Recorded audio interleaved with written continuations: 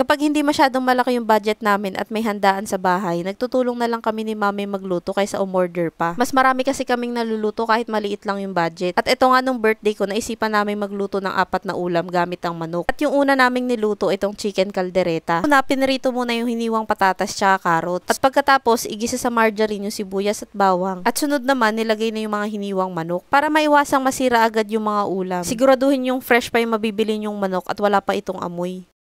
Pagkatapos magisa yung manok, nilagyan ito ng tubig at kaldereta sauce. Dahil manok yung gamit dito sa kaldereta, napakabilis lang nito maluto kaysa sa baka. At pag nakita nyo nang humihiwalay na yung mantika sa sauce, ilagay nyo na tong pinritong patatas tsaka carrot. Papakuluan nyo lang to saglit para hindi ma-overcook yung mga patatas at pagkatapos ilagay nyo tong bell pepper. O diba, ang bilis lang maluto at meron na akong isang handa agad na chicken caldereta.